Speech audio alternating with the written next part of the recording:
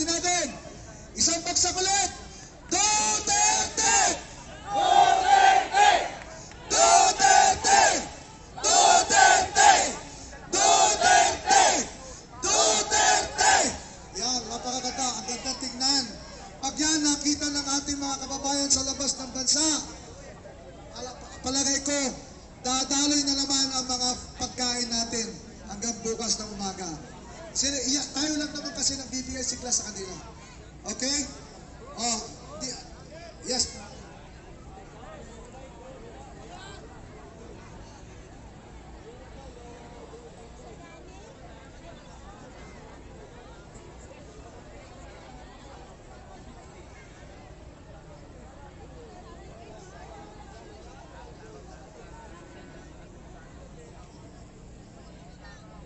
Okay, yung saxophone ba ready na? O mamaya pa? Okay, kung hindi pa ready yung saxophone player natin, sino yung speaker na naka-on deck dito? Nagsasalita? Wala? Sino gusto magsalita? Mukhang artista. Kumakain pa eh. Sino ba? Sino ang gusto mag-volunteer? Dito naman, okay Maya.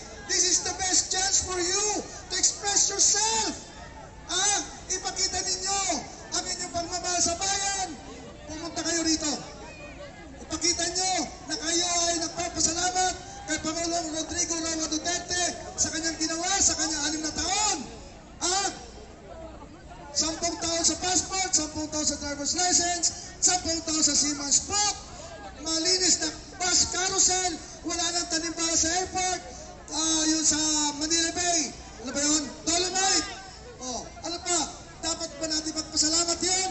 Siyempre, walang presidente na nakagawa nun. Si President Rodrigo Roa Duterte lamang. Kaya't ngayon, pagkatapos ni President Duterte, isunod natin ay si Inday Sara! Duterte! Inday Sara! Duterte! Inday Sara! Duterte! Inday Sara! Duterte! Thank you.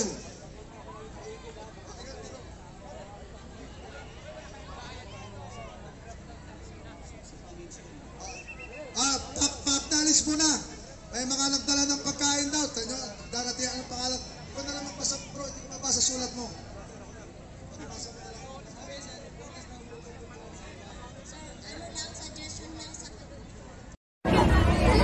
Kathy Binag! Palakpakan natin!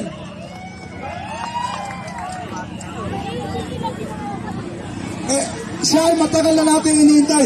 Ma'am Kathy, dyan na po kayo tumayo. Dyan na lang, dyan na lang. Kasi matapos pa.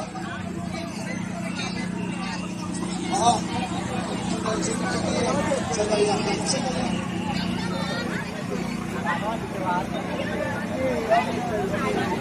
Hindi. Kasi gusto na magsalita ni Ma'am Kathy kasi pwede na ba magtagal?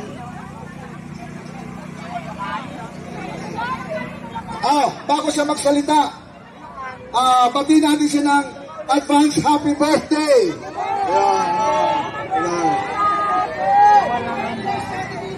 Alam nyo, sa kanyang gininto ang puso ay may dumating sa rito na bitbit ang 500 cheeseburger! Okay, mamaya na po yung mga selfie ha. Pakinggan na natin si Ma'am Kathy Binag, okay? Para marinig na ng sambayan. Sa gitna doon na ito, balo. Magandang gabi sa inyong lahat! Nako, ang galing naman! Maraming salamat po sa inyong pagdalo dito sa pagtitipon para ating ipaglaban ang ating karapatang pangtao bilang Pilipino! Ay nako, pasensya na ko, na-late ako kasi alam niyo naman, nanay din ako. Natay ang tawag sa akin. Nanay na, tatay pa. Marami ba tayong ganyan dito, natay? Di ba? Kaya, di ba? hindi tayo nag-iisa. Kaya nga po, nandito tayo para ating ipaitaguyod yung ating karapatan bilang mamamayang Pilipino para po tayo ay magkaroon ng magandang kinabukasan at ang ating mga anak. Tama po ba? Ayan. Nako, ang dami pong mga nanay, ang daming mga ate, ang daming mga lola. Happy birthday to you. Yes, para sa kanya at para sa lahat na may karawan ngayon. Happy birthday sa inyong lahat. O ngayon, kantahin natin sabay-sabay. Ang bayan ko'y tanging ikaw, Pilipinas kong mahal, ang puso ko at buhay man, sa iyo'y bibigay, tungkulin ko'y gagampanan, na lagi kang paglingkuran, ang laya mo'y babantayan, Pilipinas kong hirap.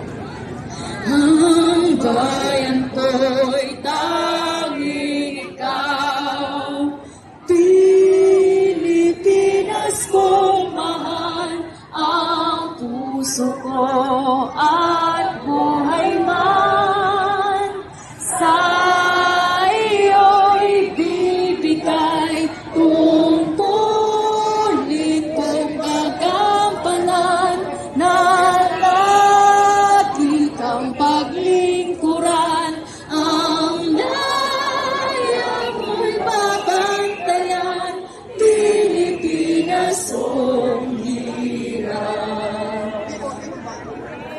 Ito man ay dalang lumipad, gulungin mo at umiiyak. Bayan pa kayang sakdal dilat, ang dimag na sang makaalpas. Pilipinas kong minumutya, bugad ng luha at dalita, aking adhika, makita kang sakdal daya. Ang hirap magbuhay sa sariling bayan, kung mayroong alipin at walang kalayaan, ang bayan sinisil, walang lalaban din, ang silang ay pupula sa udyat ng paglaya. Ibang bang may layang lumipad, join!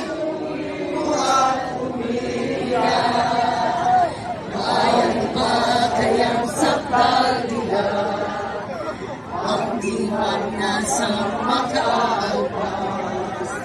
Pilipinas kong minumutya, bugad ng luha at dalita, aking adhika, makita kang sakdalaya.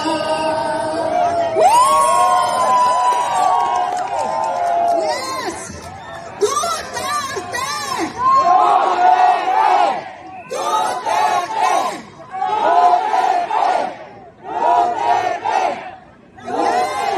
Maraming salamat po at maraming salamat sa ating mga legend na nandito ngayon at kumanta, at syempre si Cheryl, I think may sasabihin din maikse si Cheryl. Ano po yun? Birthday girl natin siya, kaya pagbigyan.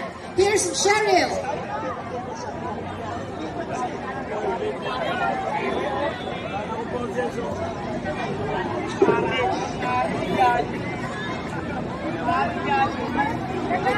Sa idol ko. Sa katunayan siya talaga yung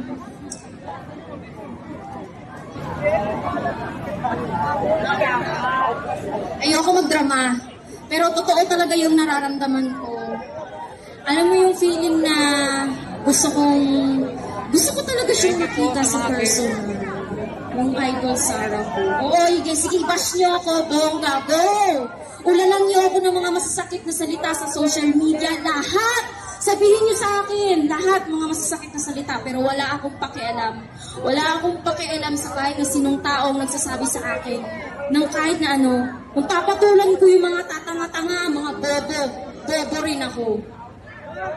Alam mo po, pagising ko sa umaga, no time na yon na hindi ko alam na yung araw na yon na nangyari sa idol kong si VP Sara, napaiyak ako.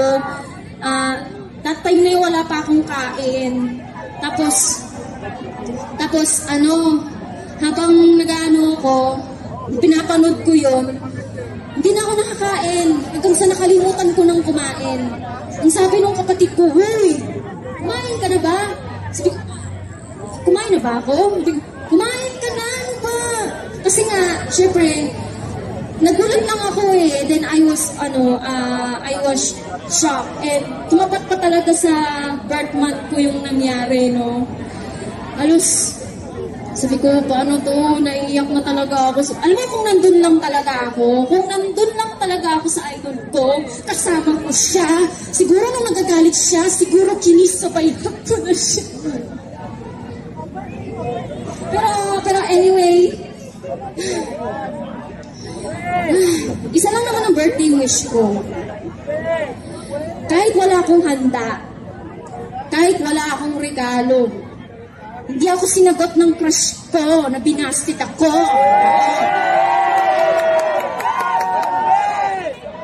Gusto ko magmura. Ayoko magmura. Pangit kasi sumali ako ng Binibining Pilipinas at magmura ako sa public. Gusto ko. But anyway, isa lang naman ang birthday wish ko. Sana peace in our country. Yung walang galit sa bawat isa sa atin. Kung sino man ang pinupusuan nyo na politiko, BBM man yan, Sara man yan, kung sino man ang gusto nyo, please, tanggalin natin ang galit natin sa puso. Kailangan magkaisa tayo. Dahil kung puro galit at poot ang nasa puso natin, walang mangyayari sa bansa natin, kundi gulo, kahirapan at kagutuman. Lahat tayo dapat ay kalma lang. Oo, tsaka isa pa sa wish. Okay, ulitin natin. Isang bagsak ulit. Duterte! Duterte! Duterte! Duterte! Duterte! Duterte! Yan, napakaganda. Ang ganda tingnan. Pag yan nakita ng ating mga kababayan sa labas ng bansa, palagay ko, dadaloy na naman ang mga pagkain natin hanggang bukas ng umaga. Tayo lang naman kasi nagbibigay sigla sa kanila. Okay? Yes.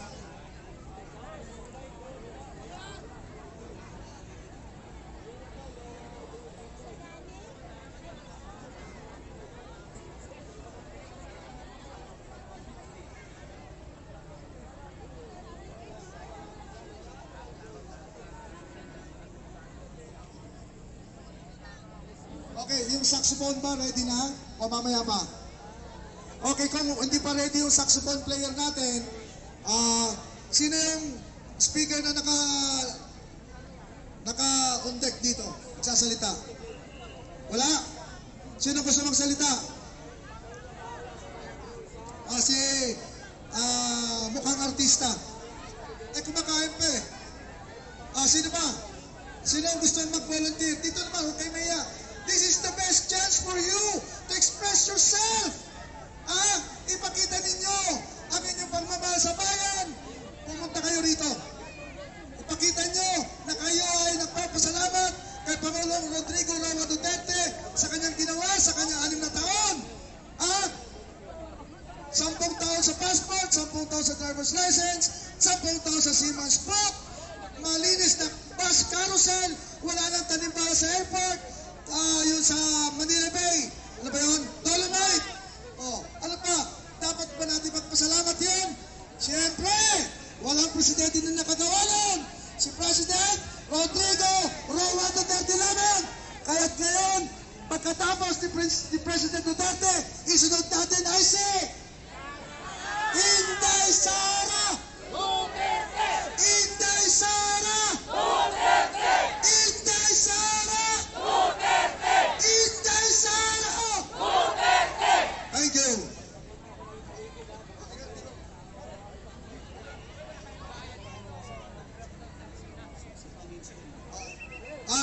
Pagtalis muna. May mga nagdala ng pagkain daw.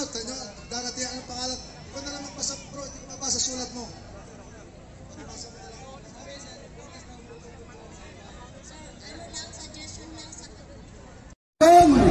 Na halina kayo, sabi, EDSA na. Nandito na po kami. Kayo na lang po ang hinihintay. Wala po sanang mangyayaring ganito, mga kababayan, kung maganda po ang pamumuno ng pangkasalukuyang gobyerno. Ang gobyerno ni Bongbong Marcos. Ang dami pong nabudol sa inyo. Na mahina. Nabudol ba kayo? Mr. President, tingnan mo. Itong mga Pilipinong binudol mo.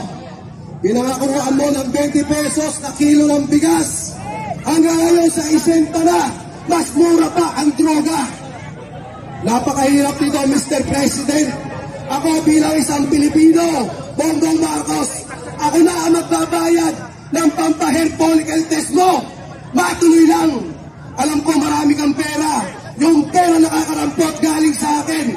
Bilang isang ordinaryong Pilipino, kailangan naming malaman. Ano ba ang katotohanan? Hindi ka nagsasalita. Magsalita ka.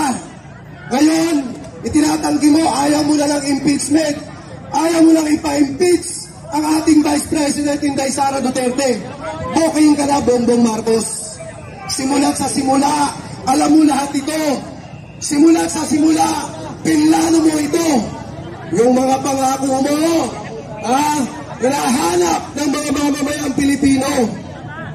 Sang-ayon ba kayo na ito si Bongbong Marcos ay isa sa pinakamahirap presidente? Tingnan mo, Mr. President, ang sagot ng mga kababayan mo. You are a weak leader. Maraming bagahe ang pagkakasabi ni Pangulong Duterte. At kung magkakahuli yan, bahala na kayo, di ba? Unahin natin ang Maharlika Investment Fund, ang Maharlika Investment Scam. Ang aga at ang bilis inaprubahan. Mr. President, ano bang nangyari sa budget ng Maharlika? Meron na ba mga investor na bumili niyan? Saan nyo ginamit? Nasaan ang resibo? Tumaan ang bagyo. Ilang bagyo? Nagsona ka. Meron kang 5,500 na flood control. Binangga ng barko na overwhelm. Ano ba talaga ang totoo, Mr. President? Totoo ba na ang mga kontraktor niyan ay yung ding mga mambabatas? Nagtatanong lamang tayo. Balikan din natin ang SMNI. Ang SMNI na siyang tumulong sa iyo sa pangangampanya. Ni wala man lang isang mainstream media na gustong tumulong sa iyo. Kaya nag-hire ka ng napakaraming troll. Troll na kung saan ay ayaw sabihin ang katotohanan. Nililim lang nila ang mga Pilipino. Hindi na po kayo magtatagumpay. Sa lahat po ng mga problema na dinaranas ng bansa natin, ay sagot, ipatawag si Duterte, ipatawag si Digong, imbestigahan ang confidential fund ng Vice President Inday Sara Duterte. At yan naman po mga nasa Kongreso sa tingin nyo, Mr. Congressman, lalong-lalo ka na kriminal na Franz Castro, makatwiran pa ba itong ginagawa nyo? In aid of legislation pa ba itong ginagawa mo? Franz Castro, kriminal. Maawa ka sa bayan, Franz Castro. Lumayas ka dyan. Hindi kailangan ng mga Pilipino ang mga mambabatas na kriminal. Dahil alam nyo po, ang bibigyan niyan o pagtutuunan ng pansin, ang kakampihan niyan ay mga kapwa din kriminal. Tama po ba? Ulitin po natin mga kababayan. Hihingi ako ng grado Isa ang pinakamababa, 10 ang pinakamataas. Anong grado ibibigay nyo sa ating Tatay Digong? 10, kung pwede nga 11 pa. Dahil po sa loob ng 6 na taon ng pamumuno ng ating Pangulong Duterte, siya po ang nagbalik ng dangal ng mga kababayan nating Pilipino. Lalong-lalo na po ang mga OFW sa ibang bansa. Yung passport nyo, yung driver license nyo. Sa panahon po ni Tatay Digong, maraming proyekto, maraming bil. Partida, may pandemya ba? Paano na kaya Bongbong Marcos? Kung nung panahon ng pandemya ay ikaw ang presidente, ano na kaya ang nangyari sa mga kababayan kung nandito na ngayon? Siguro wala na kami dito. Pero hindi kami papayag na magtagal ka. Ilabas nyo ang mga resibo sa mga congressman na nandyan.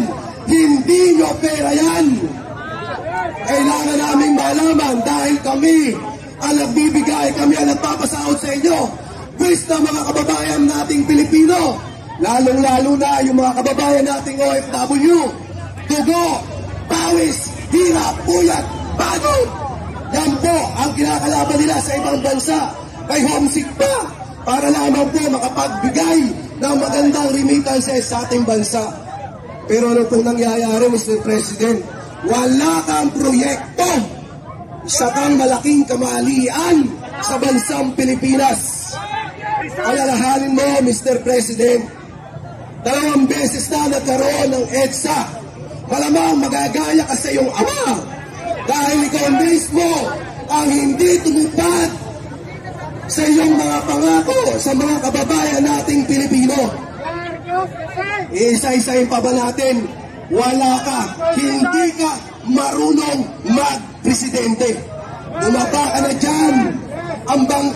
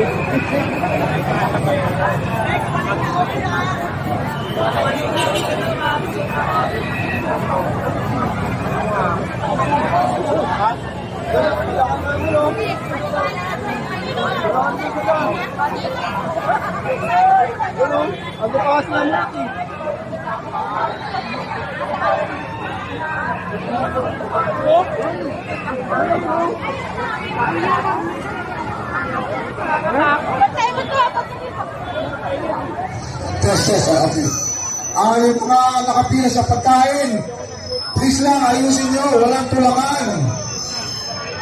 Walang may gusto na may masugatan o masaktan. Please lang, konting disiplina. Ang mga Duterte followers ay, bukod sa honest, ay disiplinado. Ipakita natin, kayo mga nakapila, please lang, ipahiral natin ang disiplina.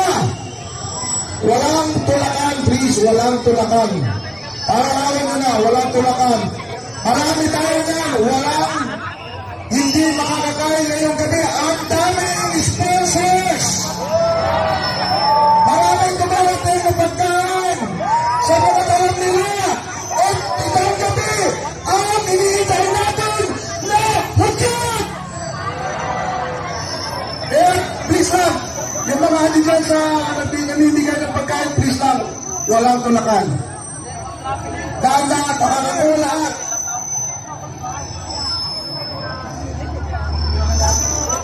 Okay. Yan, mga halaman pa dyan, pagalit ng EDSA Commission yan. Please lang, huwag nyo yung gagalawin, huwag nyo apakan. Konting disiplina, mga kapatid, mga kapwa Duterte followers. Please lang.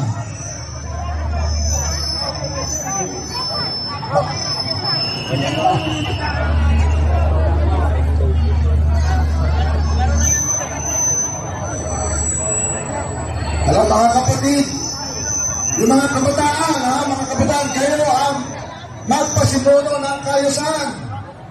Mga kabataan dyan, pakita nyo na kayo ay disiplinado. Kayo ay sumusunod sa lipuntunin. Walang tulakan.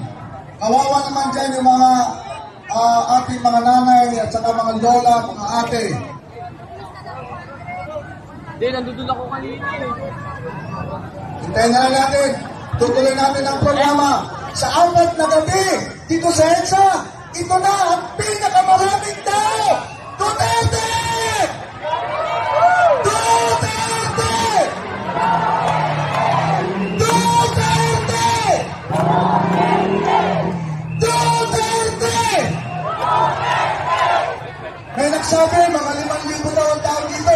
Eh bakit yung sumisigaw parang 50 lang? Ulitin natin ha.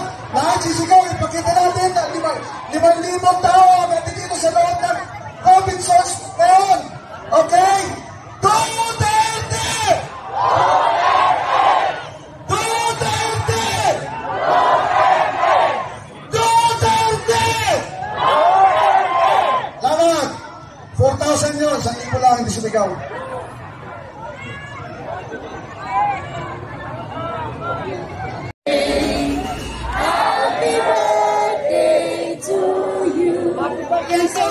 Para sa kanya at para sa lahat na may karawan ngayon. Happy birthday sa inyong lahat! O ngayon, kantahin natin sabay-sabay.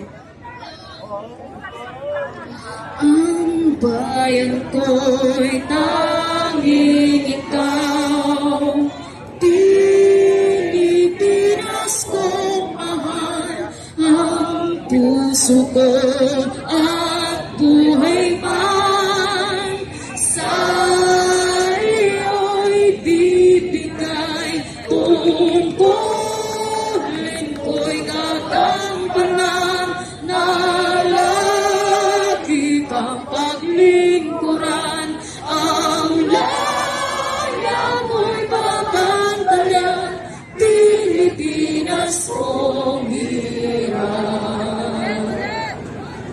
Ang bayan ko'y tanging ikaw, Pilipinas kong mahal, ang puso ko at buhay man, sa iyo'y bibigay, tungkulin kong gagampanan, na lagi kang paglingkuran, ang laya mo'y babantayan, Pilipinas kong hirap. Hindi mo man may dalang Lumipad, kulungin mo at umiiyak. Bayan pa kayang sakdal dilat, ang dimag na sang makaalpas. Pilipinas kong minumutya, bugad ng luha at dalita. Aking adhika, makita kang sakdal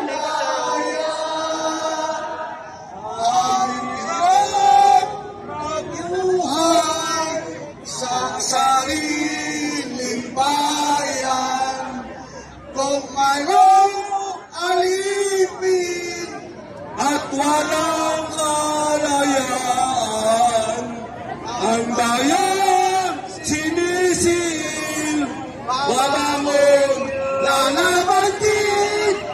Ang sila may pupula sa udyat ng paglaya, ibang man may layang lumipad. Join!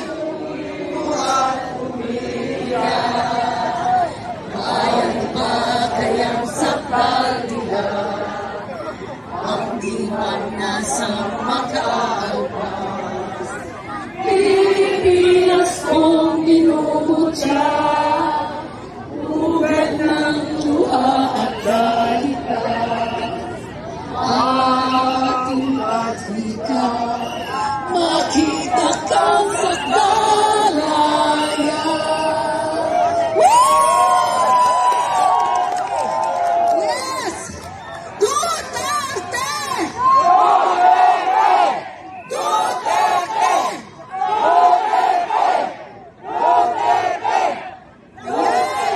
Maraming salamat po at maraming salamat sa ating mga pa-legend na nandito ngayon at kumanta. At syempre si Cheryl, I think may sasabihin din maikse si Cheryl. Ano po yun? Birthday girl natin siya, kaya pagbigyan. Here's Cheryl.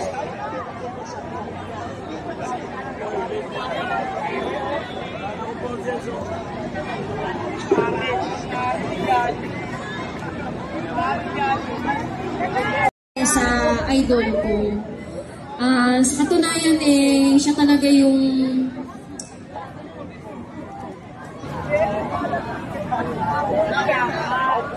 ayoko magdrama, pero totoo talaga yung nararamdaman ko. Alam mo yung feeling na gusto ko talaga siyang makita sa person. Yung idol Sarah ko. Oo, sige, bash niyo ako, bongga, go! Ulalang niyo ako ng mga masasakit na salita sa social media, lahat! Sabihin niyo sa akin, lahat mga masasakit na salita, pero wala akong pakialam. Wala akong pakialam sa kahit na sinong taong nagsasabi sa akin ng kahit na ano, kung papatulan ko yung mga tatanga-tanga, mga bobo rin ako. Alam mo po, pagising ko sa umaga, noong time na yun na hindi ko alam na yung araw na yun na nangyari sa idol kong si VP Sara, napaiyak ako. That time na yun wala pa akong kain. Tapos habang nag-ano ko, pinapanood ko yun, hindi na ako nakakain. Hanggang sa nakalimutan ko nang kumain. Ang sabi ng kapatid ko, "Hey, kumain ka na ba?" Sabi ko, "Kumain na ba ako?" Sabi ko, "Kumain ka na, ano ba?"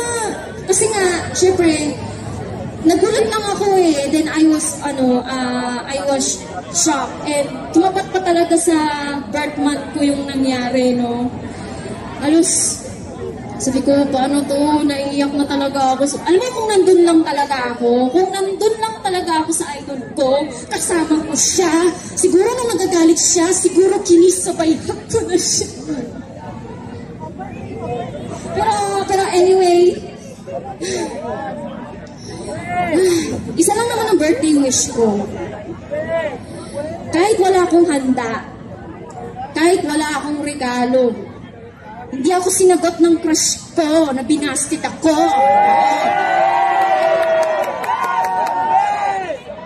Gusto ko magmura. Ayoko magmura. Pangit kasi sumali ako ng Binibining Pilipinas at magmura ako sa public. Gusto ko. But anyway, isa lang naman ang birthday wish ko. Sana peace in our country. Yung walang galit sa bawat isa sa atin.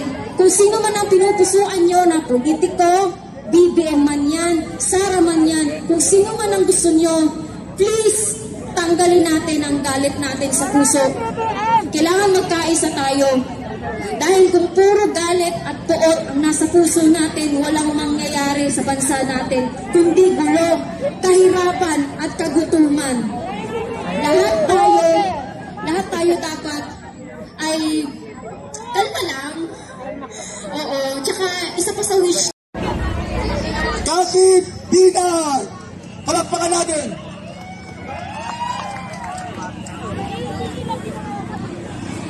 Siya ay matagal na natin iniintay. Ma'am Cathy, dyan na po kayo tumayo. Dyan na lang, dyan na lang. Kasi matapos. Oo. Sandali lang.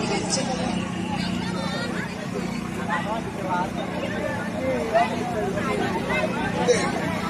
Kasi gusto na magsalita ni Ma'am Cathy kasi hindi siya, baka, pwede na ba magtagal?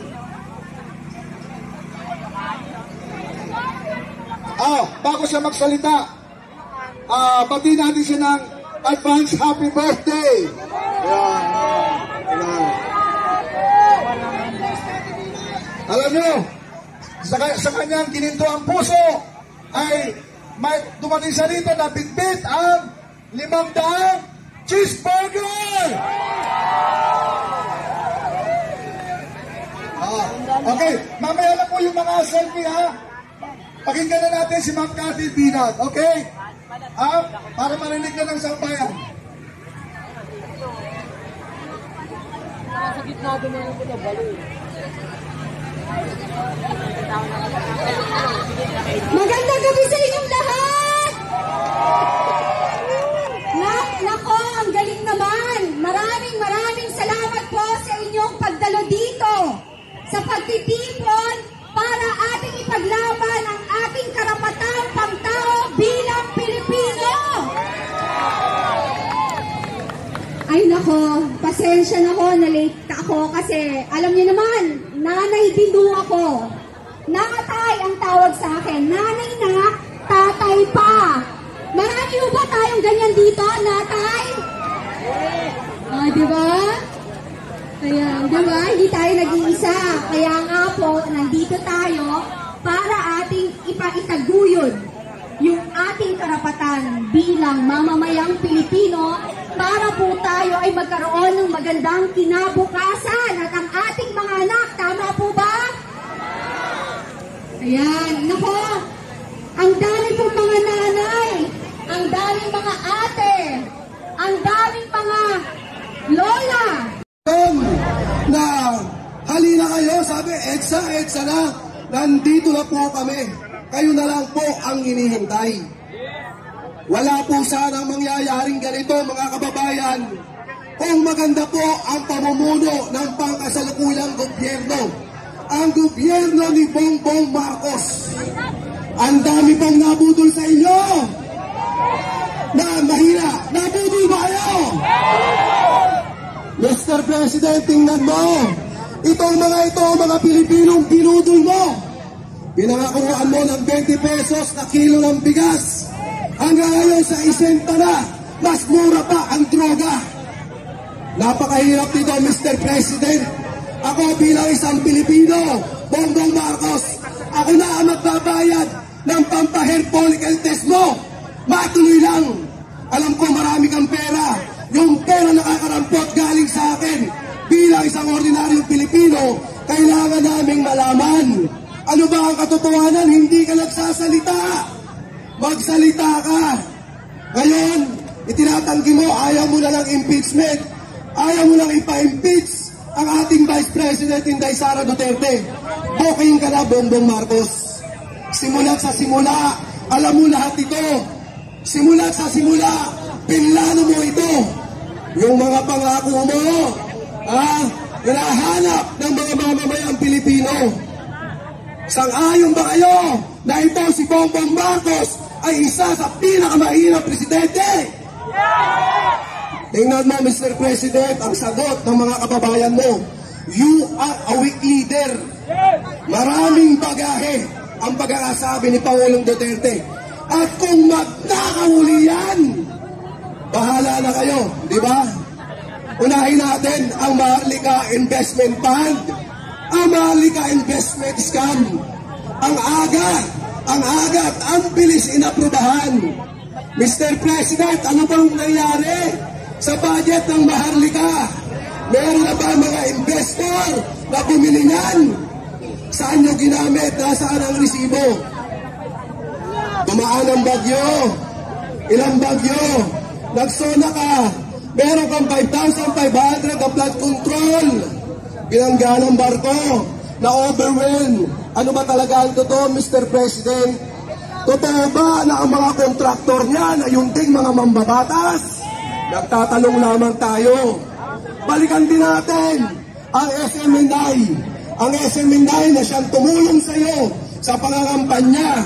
Ni wala man lang isang mainstream media na gustong tumulong sa iyo. Kaya nag-air ka ng napakaraming troll. Troll na kung saan ay ayaw sabihin ang katotohanan. Nililinlang nila ang mga Pilipino. Hindi na po kayo magtatagumpay.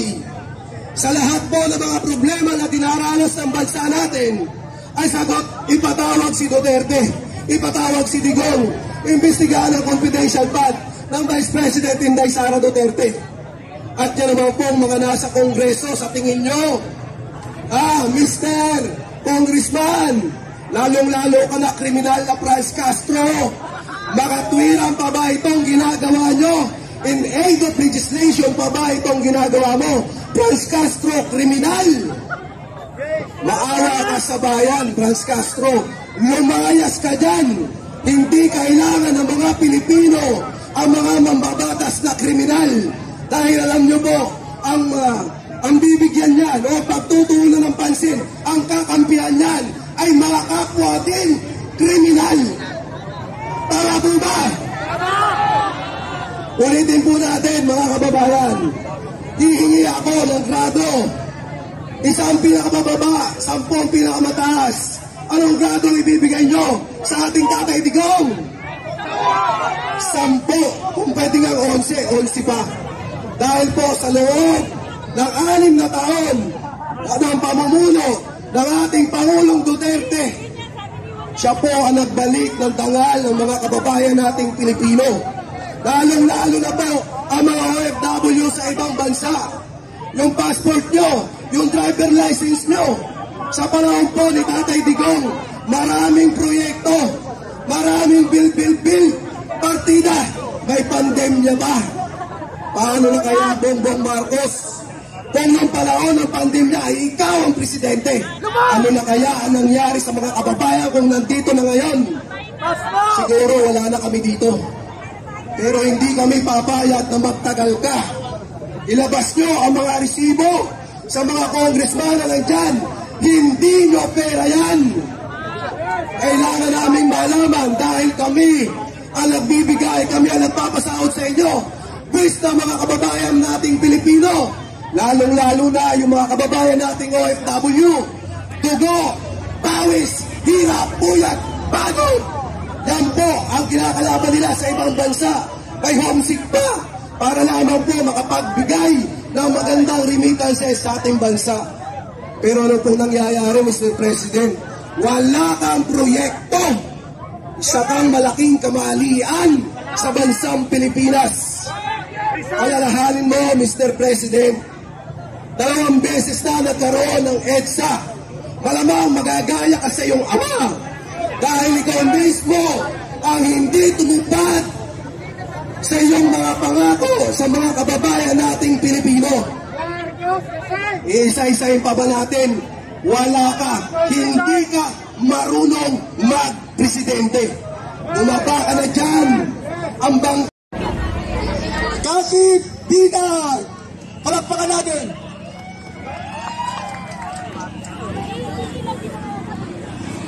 Siya ay matagal na natin iniintay. Ma'am Cathy, dyan na po kayo tumayo. Dyan na lang, dyan na lang. Kasi Oo.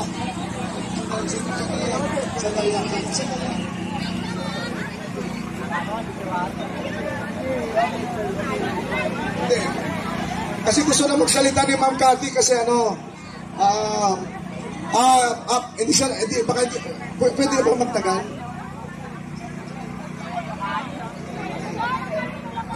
Bago siya magsalita, pati natin siya ng advance happy birthday. Ayan. Alam nyo, sa kanyang gininto ang puso, ay may dumating siya rito na bitbit ang 500 cheeseburger! Oo. Okay, mamaya na po yung mga selfie ha. Pakinggan na natin si Ma'am Cathy Binat, okay? Para marinig na ng sambayan. Nasa gitna dumaan po na balo. Magandang gabi sa inyong lahat! Nako, ang galing naman! Maraming salamat po sa inyong pagdalo dito sa pagtitipon para ating ipaglaban ang ating karapatang pangtao bilang Pilipino! Ay nako, pasensya na ko, na-late ako kasi alam niyo naman, nanay din ako. Nangatay ang tawag sa akin. Nanay na, tatay pa. Marami ba tayong ganyan dito, natay? Di ba? Kaya, di ba? Hindi tayo nag-iisa. Kaya nga po, nandito tayo para ating ipaitaguyod yung ating karapatan bilang mamamayang Pilipino para po tayo ay magkaroon ng magandang kinabukasan at ang ating mga anak. Tama po ba? Ayan, nako, ang dami pong mga nanay, ang daming mga ate, ang daming mga lola,